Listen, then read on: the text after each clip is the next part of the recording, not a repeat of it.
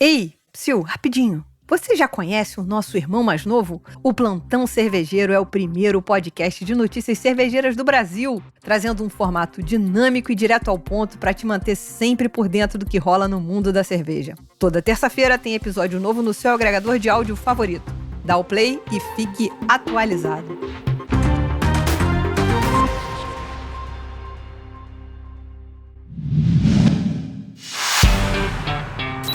A melhor palavra pra fazer piada é enzima, cara. Porque se tu deixa acumular, fica uma em cima da outra.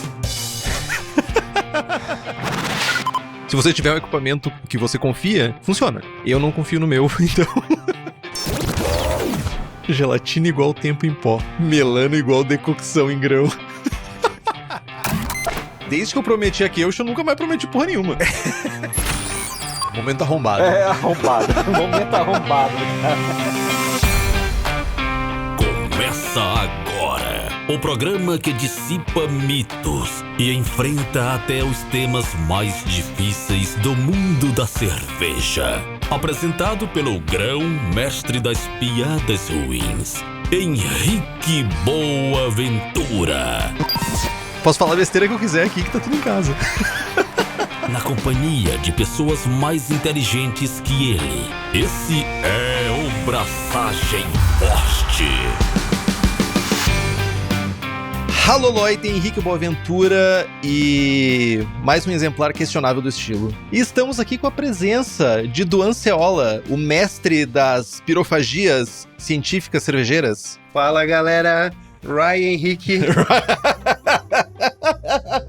Puta merda, eu não tinha pensado nessa. Eu fiquei pensando a tarde inteira nessa piadinha. E complemento ela. Hoje a gente vai ter uma boa aventura no universo da Ryan Henrique. Puta, eu sou totalmente dispensável nesse podcast. Eu já cheguei a essa conclusão. Funcionou. E funcionou. E com essa maestria, né? Com esse desbunde piadístico, a gente adentra nesse estilo maluco que é Rye IPA, né? Mas sabe quem já sabia, quem tinha noção de que a gente ia falar sobre esse estilo? São os nossos queridos apoiadores e apoiadoras do Braçagem Forte, que tem vários benefícios em nos apoiar. Temos sorteios de equipamentos, livros e merchan exclusivos, participação no melhor grupo WhatsApp cervejeiro do país, acesso ao Jogando Forte, que é a nossa iniciativa de treinamento e aperfeiçoamento de avaliações de cervejas. Inclusive, estamos agora indo para a parte 2 da avaliação da Dude Brewing, com as cervejas da Dude.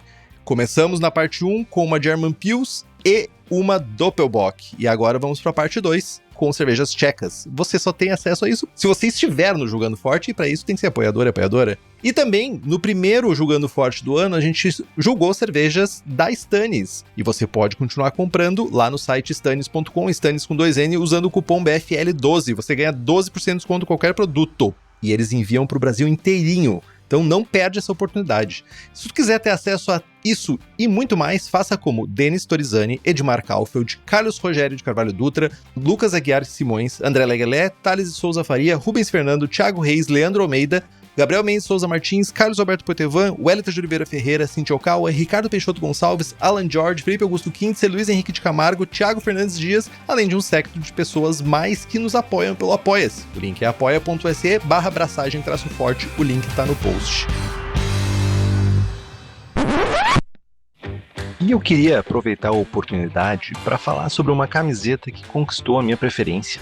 As camisetas da Insider. O rolê é diferenciado. Veste bem, não amassa, não desbota, e para nós que passamos horas na frente de uma panela quente, suando horrores, ela tem uma tecnologia anti-odor e dá uma sensação de frescor, o tal do conforto térmico. A sensação que eu tenho é que seria possível sair de uma abraçagem pronto para aquele passeio em família, para dar aquele rolezinho. Como vocês já sabem, eu tô sempre curioso para saber, né, sobre essas informações, e fui atrás de entender o que tem por trás dessa Tech T-shirt. E ela parece coisa de ficção científica mesmo. É como se fosse o ápice tecnológico da camiseta do dia a dia. Tecido exclusivo e modelagem perfeita para juntar conforto e vestir naquele grau. Corre no site da Insider e compra as tuas usando o cupom Braçagem Forte. Boas braçagens!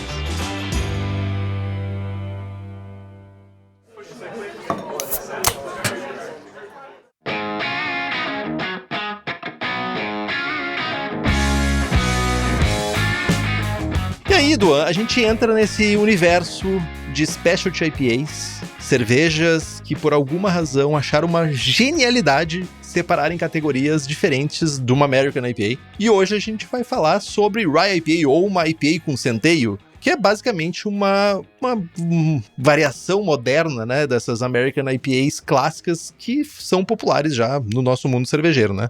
Então, adentrando segundo o BJCP, por favor. Vamos lá. O Rye IPA, particularmente, tem um apego por esse estilo, acho um estilo bem legal.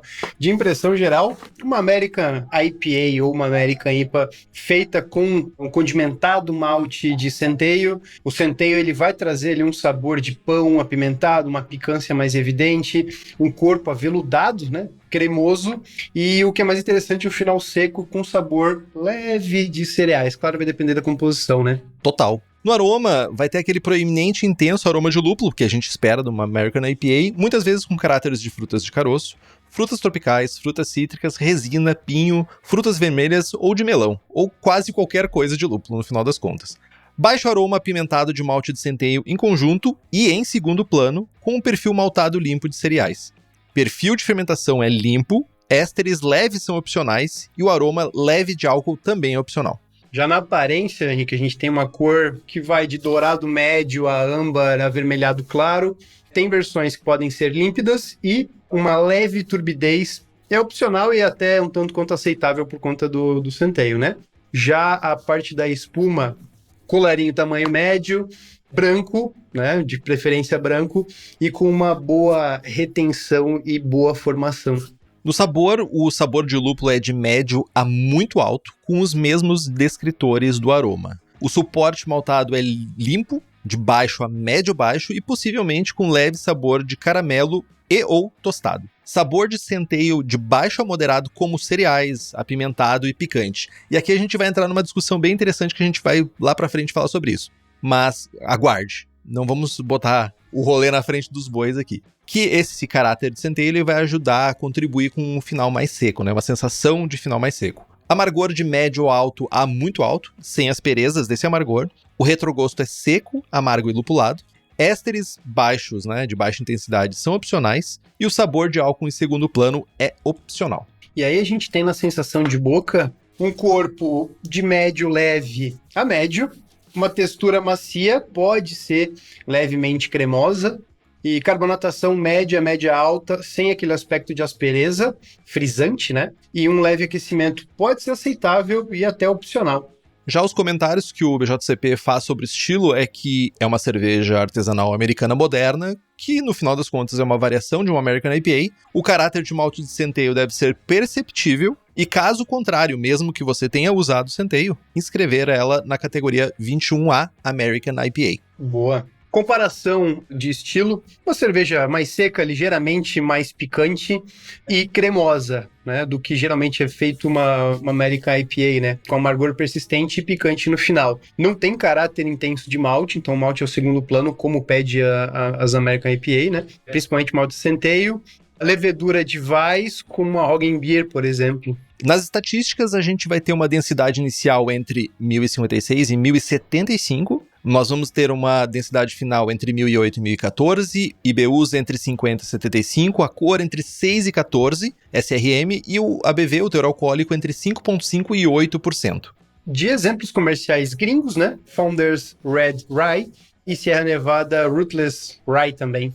E para quem quer se aventurar nesse mundo de braçar uma Rye IPA, cara, já sabe, né? Onde que tu encontra centeio? Centeio em flocos, centeio em malte, centeio até caramelo, que existe centeio caramelo. O lugar que tu vai encontrar esses insumos e muitos outros é a Lamas Brew Shop.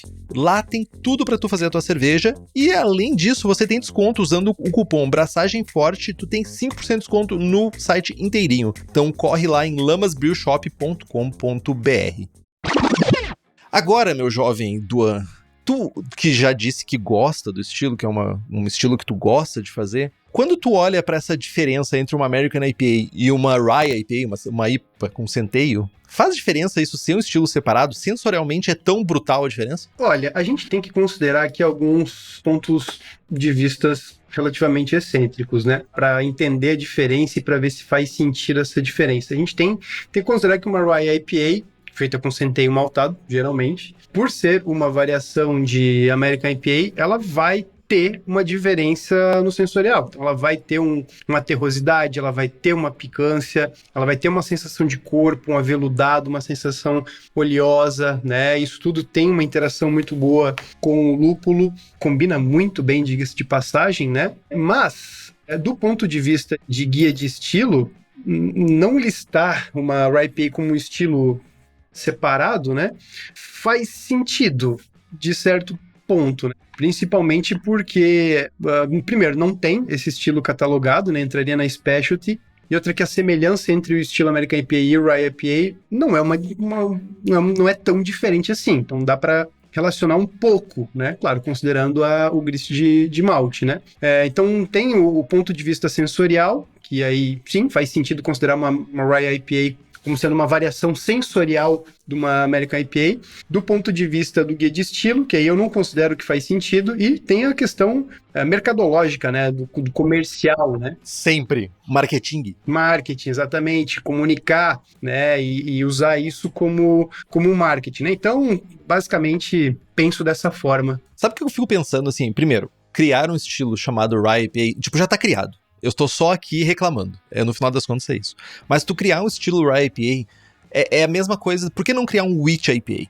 Por que não criar, sei lá, Sorgo IPA? Por que não, sabe, quando tu coloca um cereal... Porque, tirando trigo, que sensorialmente ele tem um caráter muito baixo, é mais não tem tanto sabor e aroma, vai dar mais sensação na boca. Mas, tipo, se tu pegar qualquer cereal que tenha um pouco mais de pungência de sabor, ele poderia virar alguma coisa IPA. Mas eu acho que aqui o que pega muito é esse tesão que norte-americanos e norte-americanas têm com o centeio, sabe?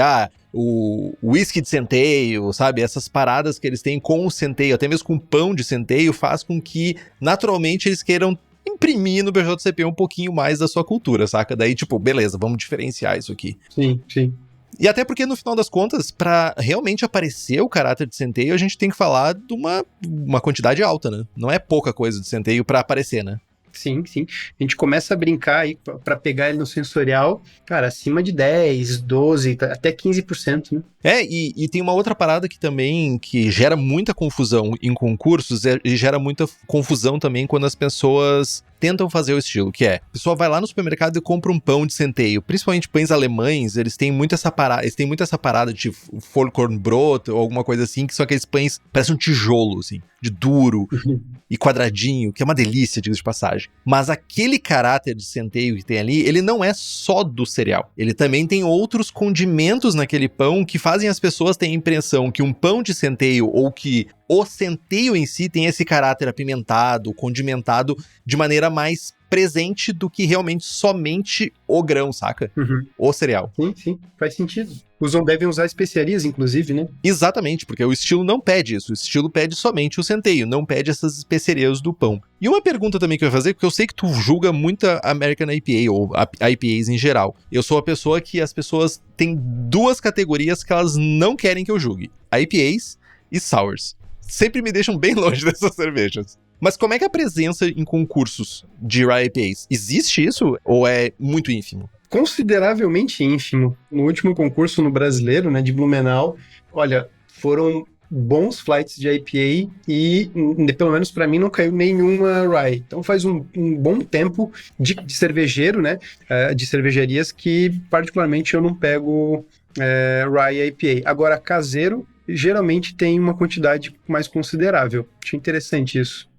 Eu me lembro de duas comerciais que eu vi. Eu não sei nem se continuam fabricando. Eu acho que a Trilha ainda continua fabricando. E a Leuven. Tem a Rye Kilparta. Rye Kilparta de quem? Deixa eu ver. Rye Kilparta, puta merda. É a escola do Anceola, hein? Eu acho que é da Redcore, do Davi. Da Redcore do Davi. Olha aí, ó. Rye Kilparta. Ele faz uma... Eu tomei ela muito tempo atrás. Eu achei bem legal na época. Interessante. Realmente é meio mosca branca, né? O rolê mais raro de aparecer. Mas vamos lá. Tu falou sobre porcentagem de malte, né? Porcentagem para fazer esse estilo de malte de centeio para realmente a gente ter um sensorial. Afinal de contas, o BJCP já deixou bem nítido pra gente que não ter o caráter de centeio é melhor tu escrever ela numa American IPA que tu tem mais chances. Mas o que a gente fala de grist quando a gente fala para uma Rye IPA? O que a gente poderia usar aqui? Cara, a gente tem basicamente algumas opções de centeio e principalmente é importante ver a qualidade do centeio, porque alguns centeios de loja de especiaria, eles costumam ser enriquecidos com metal, né, para servir como nutrição, né, nutriente para nós, né? Essa eu não sabia.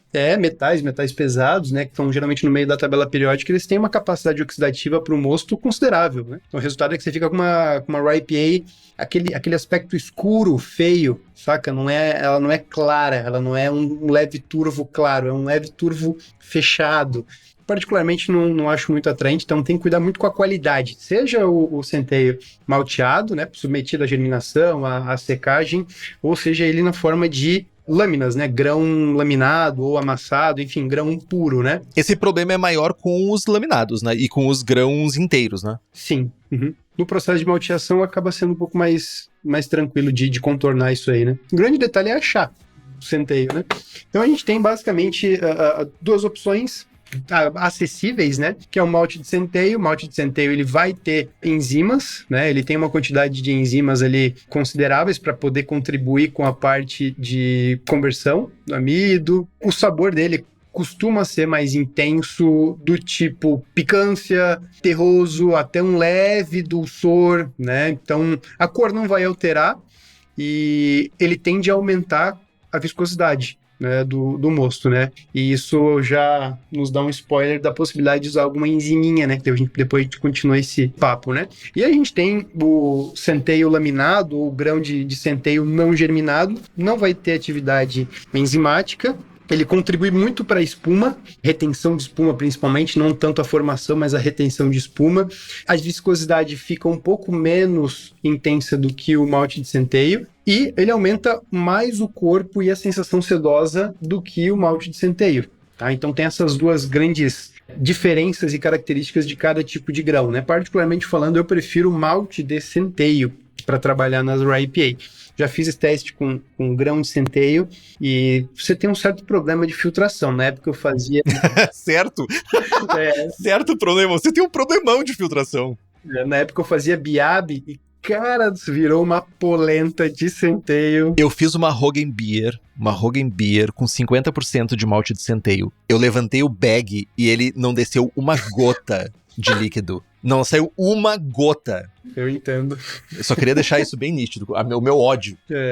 Mas aí, vamos lá. Então, se eu fosse montar uma receita, quantos % de malte de centeio? Vamos pensar em malte de centeio, porque, cara, centeio em flocos não é tão simples de achar, é mais difícil de achar do que malte de centeio. Se você tá fazendo cerveja, você vai numa brew shop, e se não for numa brew shop, se na tua não tiver, tem na Lamas. Então, o que tu diria mínimos e máximos que a pessoa poderia ir? Legal. É importante salientar que a definição do grist, ela tá muito ligada ao processo que o cara vai fazer, né?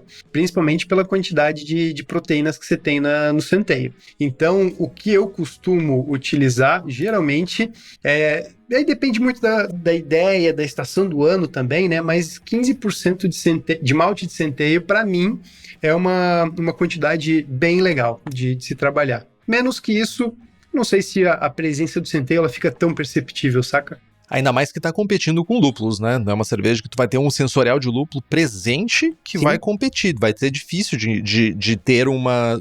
Na verdade, se tu não botar o suficiente, mesmo que tenha um caráter na cerveja sem lúpulo, com o lúpulo em cima, some. É fato. Sim.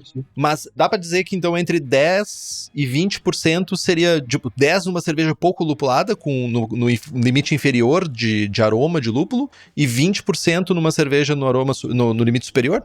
Cara, dá pra considerar isso. Vamos tentar resumir, né?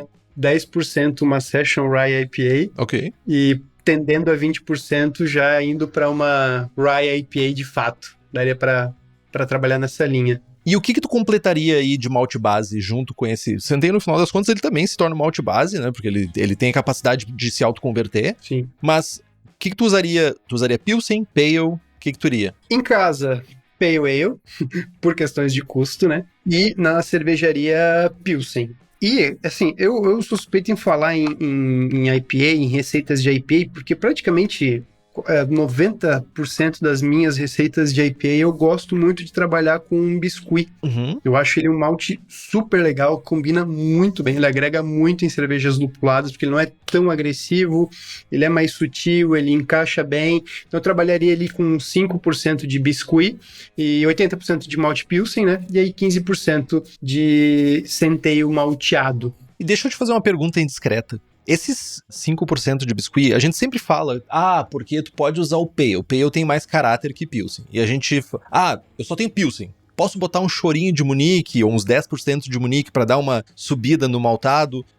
E tu usa o biscuit com esse mesmo intuito de fazer simular esse Pale, de certa forma, esse Merisotter, como se chama? Low budget Merisotter? Cara, sim, a ideia é tentar simular essa ideia e até complementar um pouco, trazer um pouquinho de assim, um torradinho leve, uma pegada até um pouco britânica. Eu acho que combina super bem. Então tem uma segunda intenção aí na utilização desse biscuit. Daria para substituir, né, fazer single pale ale, que você vai ter uma característica não igual, mas relativamente semelhante, né? Mas o biscuit, eu acho que ele traz ali um terrozinho que o pale ale não consegue trazer, traz um leve condimentado, uma picância leve que harmoniza muito bem com cervejas lupuladas. Eu particularmente acho super legal. Saindo um pouco da neutralidade, então, né? A gente sai do caráter tão neutro.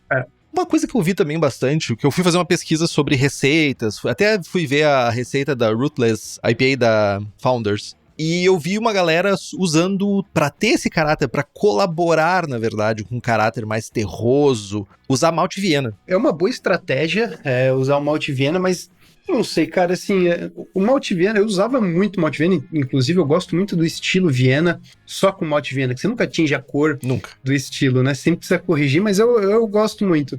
E, cara, a longo prazo, o sensorial do malte Viena, na minha opinião, ele começa a transparecer que a cerveja ela fica velha muito rápido. É algo muito louco isso. Não sei o que rola ali, mas cervejas com malte Viena numa concentração ali de 5, 10%, na minha percepção, parece que ela tá oxidada. Não sei. Pode ser alguma característica do malte Viena, entende?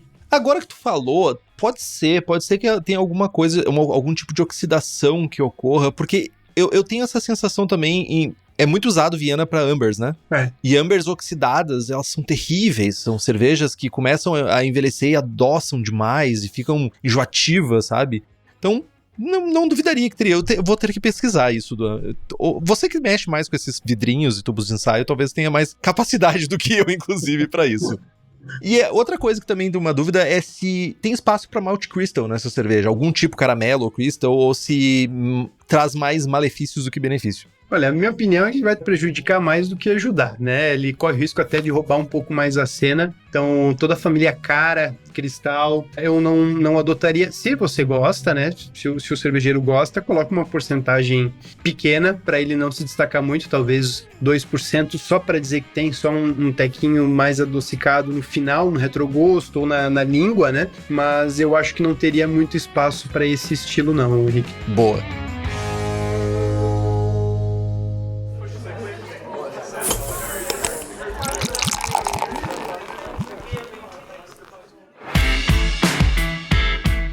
Aí tu já tinha dado uma letrinha sobre a questão de processos, né? A escolha de maltes vai direcionar também as técnicas e processos de mostura, né? Centeio é cheio de beta-glucano, a gente já sabe disso. A gente acabou de falar, o Duan falou que é nojento de fazer quando tu tem uma quantidade baixa. Quando tu usa uma quantidade alta não é nojento, é impossível quase de fazer cerveja sem algum tipo de cuidado específico. Como é que a gente sobrevive ao beta-glucano do centeio fazendo uma mostura? Bom, primeiro, parada proteica, né? É um tópico que é consideravelmente significativo e a regra que eu costumo usar é, você usou, sei lá, 10% de malte de centeio, não necessariamente você vai precisar fazer uma parada proteica. Agora, se você usou 15%, 20%, passa a ser quase que fundamental você fazer uma parada proteica para melhorar o teu processo, senão vai virar realmente uma polenta. Então, a primeira coisa é a questão da parada proteica, né? Para esse estilo, eu costumo fazer nos meus 15% de centeio. Acho que faz muito sentido. Eu tenho ela não tão brilhosa, né? Mas com aspecto visual bonito. Uhum. E também a questão de enzimas, né, cara? Assim, enzimas, elas podem nos ajudar imensamente, né? E aí a gente entra ali na classe da beta-glucanase, amilo também pode ajudar bastante. Eu acho que para esse estilo também faz muito sentido você ter essa carta na manga, caso haja necessidade, né? Alguma enzima, principalmente beta-glicosidase. Acho que realmente combina muito bem. E para quem não tem acesso à enzima, apesar de que hoje em dia é muito mais fácil de comprar, né? Uma parada proteica a gente tá falando ali 45 até 55 graus por quanto tempo? Depende da quantidade de grãos, mas geralmente dá para trabalhar de 10 a 15 minutos, só que tem um detalhe envolvendo o processo também que pode ser levado em consideração, Rick, que é o equipamento agora, né? A gente entra num outro limbo que, vamos lá, você projetou a tua parada proteica por 10 minutos, por exemplo, a 55 graus ou a 50 graus. Você precisa confiar muito no teu equipamento e entender a temperatura de subida, porque senão você pode promover muita parada proteica, comprometendo até mesmo a espuma da cerveja, né? Então, muita parada proteica, ela tende a prejudicar a retenção de espuma. Então, conhecendo o seu equipamento, você tem um equipamento que você sabe que consegue subir de temperatura rápido, respeita lá 1 minuto, 1 grau por minuto, aí mantém aí 15 minutos de parada proteica. Agora, se você sabe que o teu equipamento é um pouco mais lento, você trabalha com mais resistência, muitas vezes com dimensionamento que não é lá aquelas coisas, então projete aí uma parada proteica em torno de 10 minutos, de 8 a 10 minutos, porque você vai compensar essa quebra de proteínas ainda na subida da temperatura, né? Total, é um excelente ponto disso de passagem, né, Duan? A espuma, ela é como se fosse... Eu escrevi um artigo não faz muito tempo pra Revista da Cerveja, que é como se fosse uma viga mesmo, né? Tu tem certos componentes ali, e que quando tu quebra esses componentes, que na parada proteica vai acontecer isso, tu desequilibra o peso molecular da espuma e faz com que ela colapse rápido, que ela tenha vários problemas para realmente reter a espuma. Geralmente o problema é para reter, não é para formar. É aquela famosa espuma de Coca-Cola, né? Eu sempre comento em aula que o mais importante não é formar espuma. Formar espuma até Coca-Cola forma, né? Até água forma. O que é mais importante é a espuma se manter no copo e principalmente desenhar o copo, né? Então isso é o mais significativo, é o que a gente mais quer. Total. Então, manter em mente que enquanto tu tiver na faixa até os 55, 57, tu ainda tá favorecendo enzimas que vão fazer quebras proteicas, então cuidado quanto a isso, talvez até trabalhar, ainda que um pouco mais lento, trabalhar em limites superiores vão te ajudar, inclusive, a não ter essa rampa tão grande pra sair da faixa, né? Apesar que a gente sabe que enzima não tem aquele negócio, opa, chegou em 56, acabou de trabalhar aqui, bate o cartão e vai embora. Mas tu também fica menos tempo refém dessa faixa, por assim dizer, né? E sobre a questão de enzimas, o uso delas aqui, a gente tá falando de uso durante a mostura, né? Durante a mostura. Então, corrigiu os sais da água, fez a correção, colocou lá o sulfato, cloreto, tá bonitinho, arriou o malte e aí você entra com a enzima para uma Rye IPA, quantidade média recomendada pelo fabricante. Ele vai ter lá, geralmente, né, de 2 a 4 gramas para cada hectolitro. Você trabalha com 3. Uhum. É um exemplo, né? Depende do fabricante. E aí você já vai conseguir ter o benefício da enzima. Cara, enzima, eu trabalho muito na fábrica com a parte enzimática, porque muitas vezes a gente consegue aumentar 0,3% de eficiência ou reduzir 5 minutos de filtração. Cara, isso no final do dia dá pra gente colocar mais um fabrico no dia ou a galera vai embora mais cedo, enfim, é vantajoso. Então eu gosto de trabalhar com tecnologias enzimáticas. Enzimáticas. Um alemão morre toda vez que tu faz isso, mas, né? Não precisa falar pra ele? Não. No final das contas, as enzimas exógenas que tu tá colocando, elas vão ter uma função semelhante ao descanso proteico, né? Só que a questão é que tu tem mais controle, né? Sim. Quando tu usa as enzimas, tu tem um controle maior sobre o que tá acontecendo. Você sabe o que você tá colocando e na quantidade que você tá colocando, então é mais previsível, né? O teu processo. Era essa palavra que eu tava buscando. Tu tem mais previsibilidade. É exatamente. Beleza. Aí eu tenho meu malte, já fiz meu grist. Agora eu já sei que técnicas que eu tenho que usar para extrair, né, o melhor dessa papa, que pode vir a ser uma cerveja com centeio. Aí entra na maravilha do teu universo, que é lúpulos. Teoricamente, segundo o estilo, é quase qualquer coisa que a gente pode usar.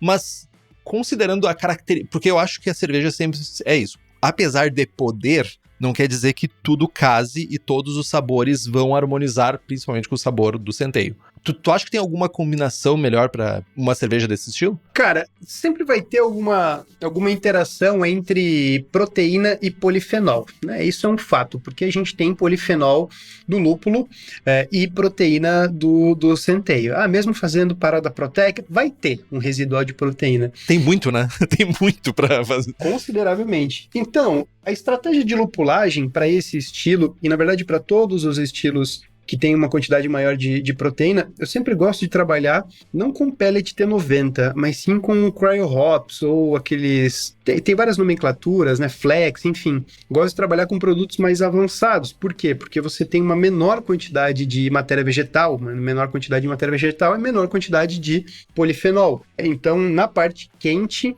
e fria, eu particularmente, eu sei que é um pouquinho mais caro, mas o rendimento que isso vai te trazer é maior, né? E também o sensorial, ele não vai ser tão afetado. O que me fez tomar essa decisão, né, de usar cryo hop, principalmente, foi que, cara, eu tinha que fazer cerveja Rye IPA, por exemplo, e ela demorava um tempo considerável após o dry hopping para arredondar aquele sabor.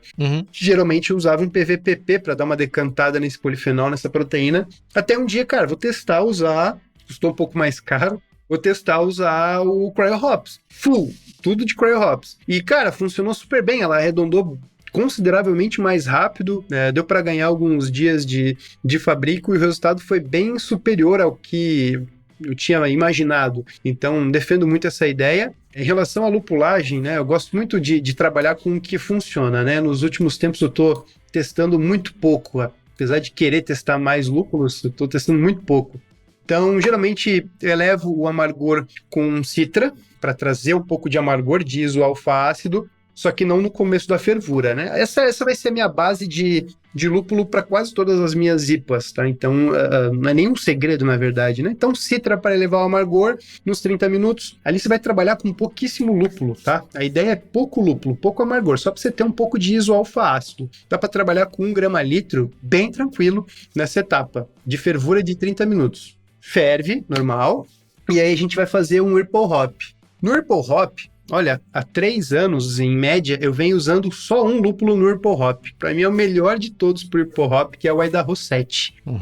Cara, ele é um lúpulo perfeito para Whirlpool Hop. Ele tem os Survivable Compounds, ele tem toda a característica que precisa ter pro Whirlpool Hop, né? E ali já dá para trabalhar com uma quantidade um pouco maior, 5 gramas por litro, com um macete. Qual é esse macete? Resfriar o mosto, não a temperatura de fermentação, né? Então, o que eu costumo fazer é resfriar o mosto em uma temperatura que pode ir de 40 até 60 graus. Então, você vai resfriar brevemente o mosto, adiciona o Idaho 7, deixa 20 minutos em contato e aí você faz o Whirlpool e toca para frente o processo. Cara, fica muito legal, Henrique, porque ela não fica uma IPA amarga, ela fica uma IPA com sabor potente de lúpulo. É diferente de amargor, saca? É um sabor mais significativo. Você sente o lúpulo de maneira mais branda e linear. Entende? Não é aquele amargor agressivo que te pede para fazer com a sua garganta, entende? Sim. Eu tenho algumas perguntas.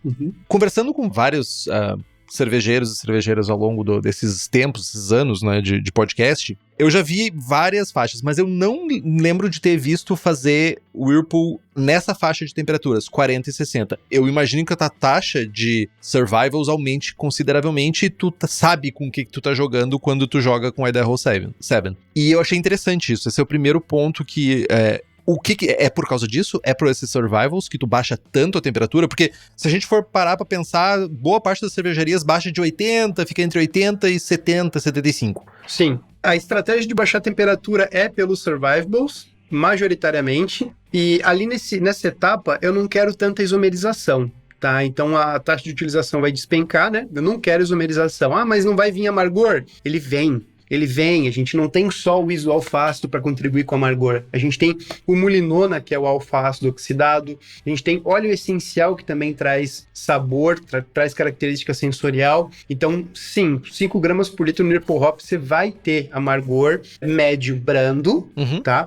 Mas um sabor de lúpulo mais significativo. Entendi. E tu faz ainda dry hopping ou tu morre no Whirlpool Hops? Não. Opa, que isso, né? Vamos fazer um DHzinho, né? Vamos trabalhar no DH, né? Tá louco? O meu DH, geralmente, são em múltiplas adições, 2 adições de lúpulo. Múltiplas adições sempre serão mais benéficas, né? Você sempre vai ter uma eficiência melhor com múltiplas adições de lúpulo. Então, eu gosto de trabalhar primeiro com 4 gramas por litro, em média, de citra, tá? Na primeira adição. Você deixa 2 dias, tenta purgar. Às vezes vai ser possível, às vezes não. Tenta fazer uma purga leve ali, né? Uhum. E depois você entra com 3 gramas por litro com um lúpulo um pouco mais potente, tá? E aí eu gosto de trabalhar com os australianos. Entra na linha dos Galaxy, da Vida, Ela, a Zaka, mas o Galaxy, para mim, ele é o principal. Eu fiz recentemente uma com neozelandês, Hiwaki Motueka. Não é à toa que eu demorei para chegar, porque eu vim a pé, porque eu tive que vender o carro, né? Eu ia dizer, onde é que tu conseguiu isso? Piadista hoje, né? Tá que tá. Mas, cara, ficou um pancadão. Ficou, assim, algo surreal. Fruta branca, fruta de caroço explodindo. Eu usei como referência uma Neipa, que eu gosto muito de fazer com esses 2 lúpulos. Eu pensei, pô, ela vai combinar, esses lúpulos vão combinar muito bem com o estilo mais low, e ficou super legal. Então, resumindo, 4 gramas por litro de citra na primeira adição. Tenta fazer uma purga do lúpulo, da levedura, enfim. E aí você entra com 3 gramas litro de um Galaxy, por exemplo, depois de 2 dias, deixa por 2 dias e aí pode baixar o frio, baixar o Cold Crash. Vale a pena salientar na ressuspensão do lúpulo, né? Então botei um citra hoje, por exemplo, na primeira edição, depois de 12 horas, caseiro, eu posso dar uma agitada na bombona, posso dar uma mexida na bombona para revolver aquele lúpulo, né? Para fazer o lúpulo voltar em suspensão, porque ele já vai tender a cair. Isso aumenta a minha extração. E aí depois, no segundo dia, não faça mais. E aí repita esse processo com o lúpulo Galaxy na sequência, né? Fiquem tranquilos que essa técnica ela não vai estressar a fermentação, porque toda a parte de estresse fermentecível já passou. Não, essa é a pergunta que eu ia te fazer. Tu chegou nela, que é em que momento? É durante a fermentação, pós-fermentação?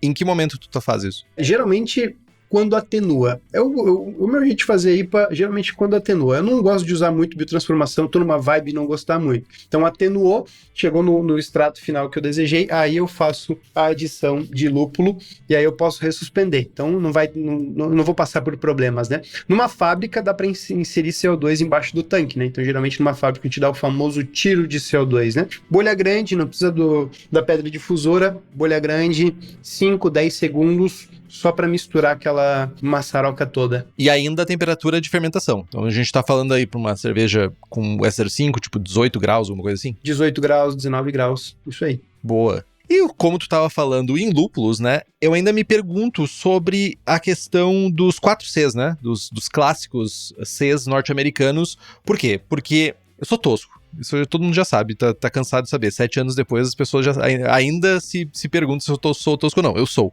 Mas eu assimilo esse caráter terroso do Centeio, parece que ele combina com um resinoso, com uma parada mais clássica norte-americana. Também seria uma boa aqui, tipo, eu fico pensando num Centennial, tá ligado? Numa parada, tipo uma single hop rye IPA com Centennial. Nossa, que salivei, cara. Uma pegada old school. Exato, totalmente old school, cara. Porque a minha American IPA, ela é uma American IPA single Centennial. A que eu faço. Ah, que legal. E eu fiquei pensando, por causa do caráter de malte, se a gente não teria uma combinação legal de lúpulos resinosos, antigos, né? Antigos no sentido de Cascade, Columbo, Centennial, qualquer coisa assim, seja mais clássico, por assim dizer. Se tu acha que caberia. Cara, eu acho que cabe. Cabe muito bem, encaixa perfeitamente. Me deu até vontade de fazer, porque a gente tá acostumado com os lúpulos modernos, né? Do novo mundo, enfim, e esquece dos clássicos, né? Um tempo atrás eu consideravelmente era um pouco... Tinha algumas objeções em relação ao Cascade, mas eu entendo que hoje ele é um lúpulo bem clássico, ele consegue integrar uma classe para cerveja que os lúpulos modernos não conseguem entregar. Principalmente o Centennial, que é um pouco mais potente, né, nessa característica. Então, cara, eu acho que combinaria super bem, e para complementar, coloca um chinucão aí nesse rolê também. Aí sim, hein? Né?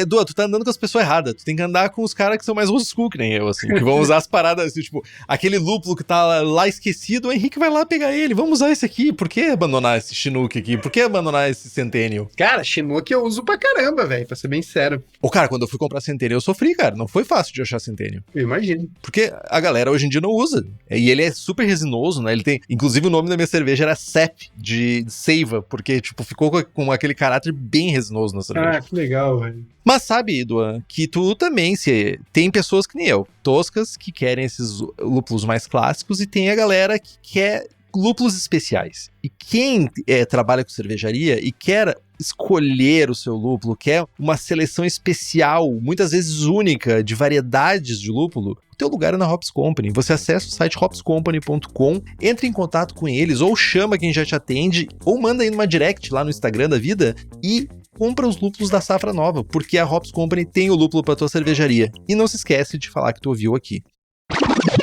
Tem mais alguma coisa de lúpulo ou a gente pode entrar na fermentação? Cara, temos mais nada de lúpulo. Vamos fermentar a cerveja? Vamos fermentar, mas aqui não foge muito de uma levedura puxando pro mais neutro, né?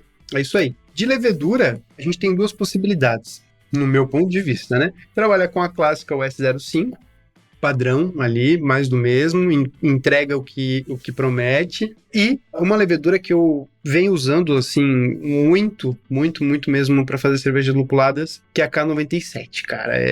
É uma levedura, assim, que ela entrega muito além do que promete. É uma levedura muito subjugada para fazer cerveja lupulada. Ela atenua super bem, super rápido, ela flocula muito bem e para esse estilo é legal, tá, cara? Em 4, 5 dias você já tá com uma cerveja com uma floculação bem interessante. E ela interage muito bem com o lúpulo, então eu gosto muito de trabalhar. E você vê, né, Henrique, é uma levedura para Kölsch, né? Exato, é uma German Ale, né? É uma levedura alemã, cara, para Kölsch, e combina muito bem com cerveja lupulada. Isso eu já venho testando bastante. Dá para trabalhar com a S33 também, tem a mesma pegada da K97, mas na minha opinião a K97 ela é soberana para cerveja lupulada. Mas tu busca caráter de esterificação nessa levedura ou tu busca caráter neutro? Caráter neutro. Então tu fermenta aí na casa dos 16, 17? Isso, 16, 17 graus, no máximo 18, mas é difícil chegar em 18. Entendi. E também, logicamente, a gente tem alternativas. O S05 tem American Ale, por exemplo, da Levtech, que é a alternativa ao S05 líquida, né? Mas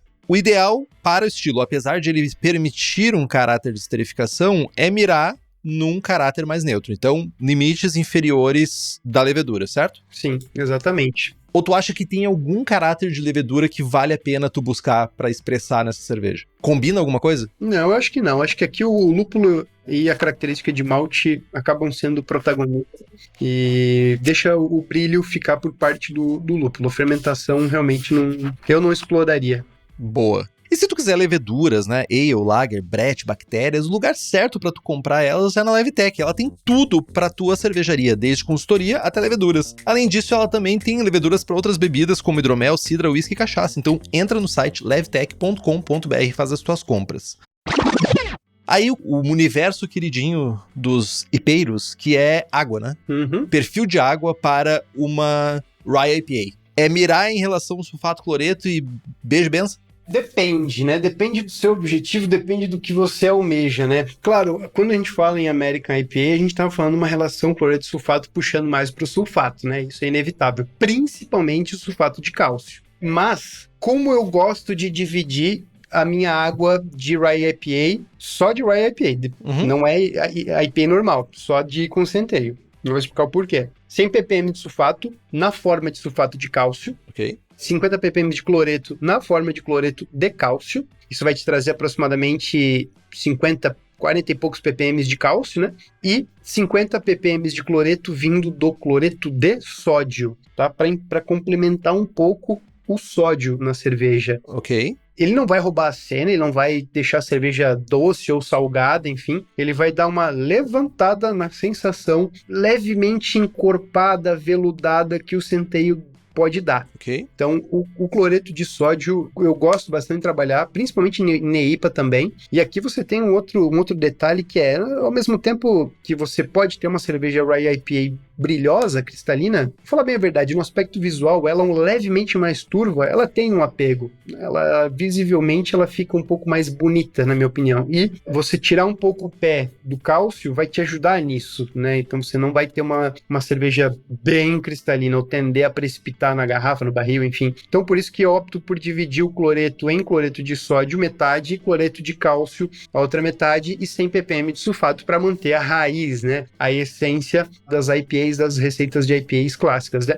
E esse perfil de água é muito parecido com o perfil de água que eu gosto de usar em New England IPA, só que eu tiro mais o sulfato ainda e eu coloco mais cloreto de sódio ainda, para não ter cálcio, né? Interessante. Proativamente, tu busca uma leve turbidez. Eu gosto que ela fique levemente turva, pro aspecto visual transparecer que tem ali alguma coisa, tem um centeio propriamente dito, né? Entendi. Interessante. Um pouquinho de sódio, cloreto, interessante. E diminuir o cálcio. Então a estratégia é diminuir o cálcio, né? Tirar um pouco a mão do cálcio e jogar a culpa do cloreto pro cloreto de sódio, né? Ao invés do cloreto de cálcio, que também vai ter mais concentração menor. Não mexer na alcalinidade, o malte de centeio ele tende a diminuir consideravelmente o pH, então pode correr o risco, se você trabalhar com 15% do pH de mostura, já ficar lá para 5.3, 5.4. Se você optar por fazer a mostura em 5.2, você vai precisar fazer um pequeno ajuste, mas não mexer na alcalinidade da água. Só realmente se você mora numa região que a alcalinidade da água é muito baixa e o pH, e você está usando 20, 25% de centeio, junto com o trigo, por exemplo, e o malte escuro, e aí você vai ter o pH do mosto caindo, né? Mas se não, sem mexer na alcalinidade, pH de mostura 5.2 a 5.4, depende do freguês, né? Eu gosto de trabalhar com 5.2 para todos os estilos praticamente, e é isso. E pra quem ainda não entendeu o rolê de águas, nós temos a série de águas que rolou agora com a Gabi Lano no Braçagem Forte, então é um bom motivo para você voltar a algumas casas e escutar toda a série. Carbonatação, 2.5 a 2.7 volumes. Não vejo uma coisa muito diferente disso. Também não, cara. Dá pra trabalhar nesse nível. É um pouquinho a menos, fica com uma sensação bem enjoativa, né? Ela trabalhar com 2, ela acaba ficando empapucenta, né? Ela pesa muito. E mais que isso, ela fica muito frisante. Então, 2,5 pra mim é o ideal. Aí pode entrar em conflito também com a questão do corpo que o centeio vai trazer, daí começa a misturar umas coisas que a gente não precisa se preocupar aqui, né? E de livros, eu só consegui lembrar, assim, de cabeça, num livro que possa ajudar, eu pensei no Brewing Eclectic IPA do Dick Cantwell. Tu lembra de algum outro que seria legal? Faz muito sentido esse livro, uma literatura bem interessante, dá para tirar muita coisa boa. E a minha recomendação seria o próprio Scott Janisch, né? Bom também. Nova IPA, que tá traduzido, né, pela Crater. Eu acho que ele traz ali alguns conceitos bem legais, mas se encontra pouca literatura, né, Henrique, sobre esse estilo, uma literatura bem limitada, né? Eu diria que tu não encontra. Eu acho que o que tu vai ter que fazer aqui é muito buscar informações que te levem a construir essa percepção do estilo, porque ter uma relação... O próprio BJCP, ele é muito raso, né, quanto à sua definição de estilo, né? Então, imagina o que tu vai achar em livros. No máximo, buscar mais, sei lá, eu fico pensando nos livros do Randy Mosher também, que falam bastante sobre sensorial de maltes e de cereais, que também pode te ajudar a entender combinações que podem ser feitas para te formar a tua cerveja.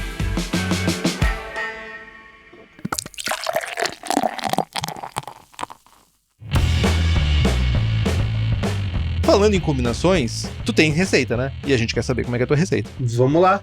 Tem uma receita, resumindo tudo que a gente comentou até agora, né? Que basicamente foi a receita íntegra, né? 80% de malte Pilsen, 5% de biscuit. Você pode trabalhar com outro malte substituto do biscuit, mas... ou não trabalhar com ele, trabalhar com Pale Ale, mas eu gosto de trabalhar com biscuit. 15% de centeio malteado, perfil de água, 100 ppm de sulfato de cálcio, 50 ppm de cloreto na forma de cloreto de cálcio e 50 ppm de cloreto na forma de cloreto de sódio. Então você tem um equilíbrio 1 para 1, né? 200 ppm de cloreto e 200 ppm de sulfato, só que metade é de sódio, né? Lupulagem, levantar o amargor com citra, dá para substituir por um Columbus, porque aqui o lúpulo não é o carro-chefe, só para subir um pouco o amargor. 1 grama litro. Até Magno, né? Magno baratinho. Perfeito. 1 grama litro, respeitar essa adição que é aos 30 minutos de fervura. E aí você vem com de 5 a 8 gramas por litro, depende da intensidade que você quer, né? Eu gosto de trabalhar com 5 gramas por litro de Idaho Rosette em Cryo Hops, no Whirlpool Hop, respeitando a temperatura, então baixa a temperatura, né? Que é caseiro, pode colocar o chiller dentro da panela, ou trocar o calor ali, voltar, né? Para fazer voltar para a panela. Cervejaria também, você pode resfriar só com água, enfim. Importante baixar a temperatura de 40 até 60 graus para fazer essa adição de lúpulo em específico. Faça, depois você me conta o resultado. E aí entrar com 2 adições de dry hopping, 4 gramas litro de Citra na primeira adição e 3 gramas litro de Galaxy na segunda adição em intervalos de 2 dias, né? E K97 para fermentar. Rampa de mostura, eu gosto de fazer com 15%, depende do equipamento, mas eu gosto de fazer uma parada proteica, né, como eu comentei. Então faz uma parada proteica de 15 minutos, sobe para 63 graus, deixa 63 durante 40 minutos, sobe para 72, né, para aproveitar um pouquinho a mais ali da parte enzimática, e aí você pode optar por fazer o mash out ou não. Eu faço o mash out, e aí você faz o mash out e toca para frente. pH de mostura 5.2, pH de fervura 5.15, 5.20, para ela terminar, pro teu mosto terminar com um pH na faixa aí de 5.1, 5, com muita sorte, né? O lúpulo ele tende a subir um pouco esse pH aí, né? Importante corrigir também na fervura o pH. Tu faz tipo um Horcrux na mostura, é isso? É, basicamente. Eu ia dizer, tipo, que lembra bem um Horcrux mesmo. Tipo, fiquei pensando assim, mas deve... Que diga-se de passagem, cara, o meu padrão de mostura é Horcrux. Uhum. Tu controla muito bem a fermentabilidade usando esse método. Pra mim é perfeito pra caseiro, inclusive. Sim. Não sei se no mundo profissional é muito útil, mas no caseiro é muito bom. E resfria pra 18 ou 17, no caso do K97, né? Isso, resfria para 17 graus, inocula 0,75 de pitching, não precisa ser um pitching muito elevado, porque a densidade não é muito alta, fermenta até atenuar, bem tranquilo. Boa. Cara, eu só substituiria tudo por Centennial, tirando isso... Mas sabe que eu achei interessante a tua estratégia de lupulagem e realmente, cara, me deu muita vontade de fazer uma IPA old school, até uma Rye IPA da velha guarda. Old Rye IPA, podia ser o nome da cerveja, Old Rye IPA. Cara, gostei. Olha aí, eu também dou ideia, eu também não sou tão ruim assim, veja bem, eu também consigo colaborar num programa de lúpulo. Não da maneira modernosa, bodosa da galera hoje em dia com esses lúpulos, essa variedade, essa miríade que o Duan conhece de lúpulos. Eu conheço só os mais velhinhos ali, a galera esquecida, a galera deixada de lado, né? Os rejeitados, né? Exato, mas essa é a magia da coisa, né? A gente pode fazer muita coisa diferente e ainda assim ter cervejas boas. E os lúpulos da velha guarda, um Centennial, um Cascade, eles merecem respeito, porque a genética deles é uma genética muito boa, então os lúpulos mais modernos têm pedigree, Cascade, Centennial, são genéticas que surgiram com um pedigree também britânico, que herdam uma boa resistência ao cultivo. Então isso é muito importante para os cultivadores de lúpulo, ter uma genética que tenha uma certa resistência no campo, né? E o Cascade, ele é um lúpulo norte-americano, originalmente norte-americano, muito resistente no campo, né? A pragas, a doenças, enfim. Não, e não somente isso, né? Esses lúpulos clássicos, eles moldaram a nossa cena, a cena artesanal como um todo, né? Então, tipo, não dá pra jogar fora e dizer assim, só vou usar no lúpulo modernoso agora. Exatamente. Eles merecem respeito. Duan, muito obrigado pela tua presença. Eu queria que tu deixasse tuas redes ou como o pessoal pode te contactar. Eu sei, tem teus cursos, tem teus mil e coisas que tu faz, mas por favor, deixa teus contatos pro pessoal. Legal, agradeço muito o convite novamente, Henrique. É uma honra sempre, cara, trocar ideia contigo e participar desse podcast. Eu acho muito legal mesmo. O trabalho que você faz aí pro mercado cervejeiro é inigualável. @Duanceola no Instagram. O Instagram hoje em dia é quase que um currículo nosso, né? A gente coloca bastante coisa lá, eu coloco bastante conteúdo lá de cerveja. Se você produzir uma Rye IPA, marca nós lá, né? E tira foto, enfim, manda também os barrilzinhos de 20 litros pra gente provar. Só 20, nada mais do que isso. Só 20, tá bom. E Escola Superior de Cerveja e Malte também, a gente tá lá fazendo os cursos, fazendo todas as turmas rodando sempre, daqui a pouco tem aula inclusive, tô num mês bem intenso de aulas, e é isso. @Duanceola você já vai encontrar tudo que perfila o meu trabalho. Inclusive, é quase um vlog diário das atividades cervejeiras desse jovem, que eu acompanho de perto, inclusive. É isso aí. Sempre tento alimentar com realidade cervejeira, porque tem gente que me segue lá, mas me segue porque acha os vídeos legais e não manja de cerveja. E eu recebo muita mensagem da galera, porra, não imaginava que fazer cerveja tinha tudo isso aí, cara, esses maquinários loucos, centrífuga, velho, eu uso centrífuga pra centrifugar roupa, como assim? O que o pessoal pensa? Que ainda é com uma tina de madeira e com uma pá gigantesca e suando em cima? Tipo, é isso? Medindo com o cotovelo a temperatura? Cara, não sei qual é a visão que eles têm, mas é um tanto quanto impactante. Então eu realmente faço quase que um daily vlog lá. Eles devem estar lendo aquele livro que eu te falei lá, das cervejas bávaras do século XIX. Gente, agradecemos Marcelo Mota, Rafael Zambon Pinto, Alexandre Melo de Souza, Lucas Aguiar Simões e Samuel Souza. Nos siga no Instagram, estamos no Spotify, Apple Podcasts, YouTube Podcasts, Deezer e todos os outros agregadores. Se você gosta do programa e se você não gosta também, faça um review, mas faça um review bom, que é pra gente ser compartilhado, pra gente ir mais longe. Compartilhe os episódios com seus amigos, tem dúvida, sugestão de pauta, crítica, quer anunciar a sua empresa, o seu produto, e-mail para contato@braçagemforte.com.br ou mande uma mensagem para nós. É isso então, Duan. É isso. Braçagem forte. Braçagem forte.